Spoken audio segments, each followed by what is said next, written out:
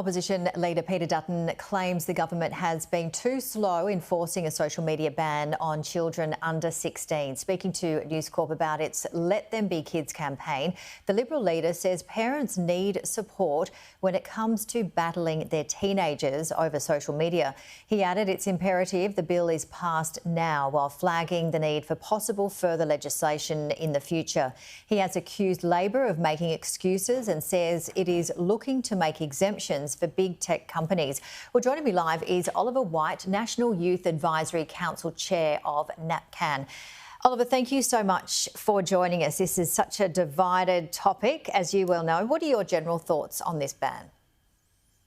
Yeah, thanks so much. I suppose, there's a lot of things that can be said in reference to the social media ban. And I can definitely understand why the government believes that this would be a necessary approach.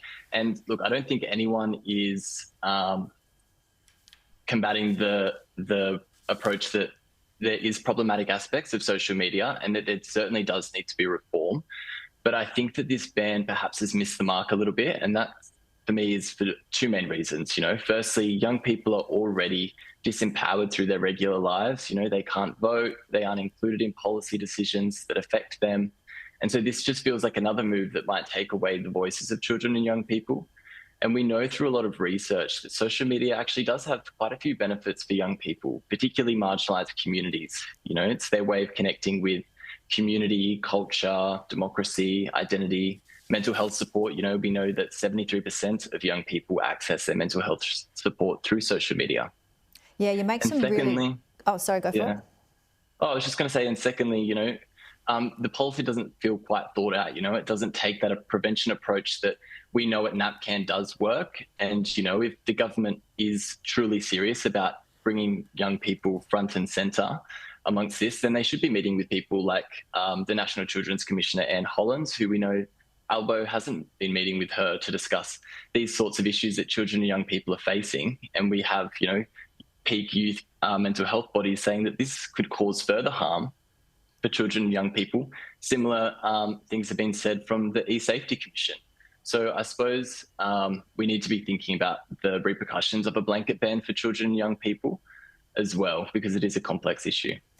It certainly is, and you've raised some really interesting points. And I know people like Senator Matt Canavan has described YouTube for kids, the particular YouTube platform there, is equivalent to banning children from libraries. There's talk on what actually is social media.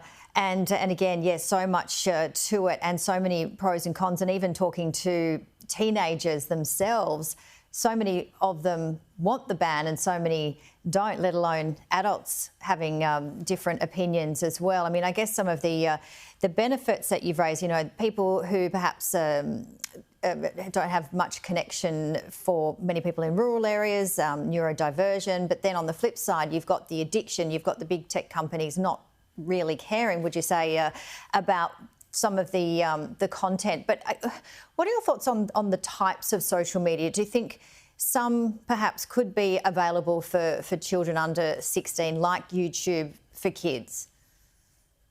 Yeah, look, so,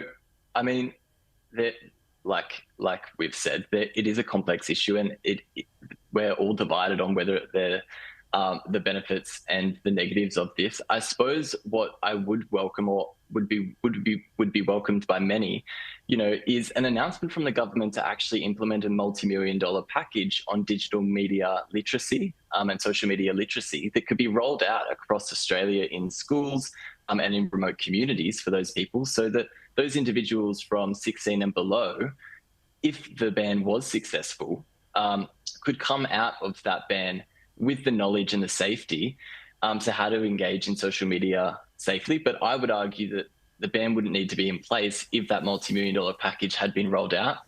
Would also welcome a multi-million-dollar package on providing free access to sport, because the government is saying that young people need to get off their devices and onto the footy field. But in a cost of living crisis, they're not providing that support for young people to actually engage in those activities. Yeah, We're almost run out of time, but just quickly, I want to get to your thoughts on this, because regardless of the bans, what happens? I mean, prevention is certainly so important, and that's what you do at NAPCAN. If you don't mind, in about 15 seconds, just giving us, the importance of prevention and how you've seen that work. Yeah, look, I mean, NAPCAN has a program called Love Bites, and that is a respectful relationship education program which is run nationally across Australia. And we know education is at the core of helping young people develop those critical thinking skills. So, I think we need to reflect on the research that is showing prevention is the way forward. Oliver White, thank you so much. Thank you.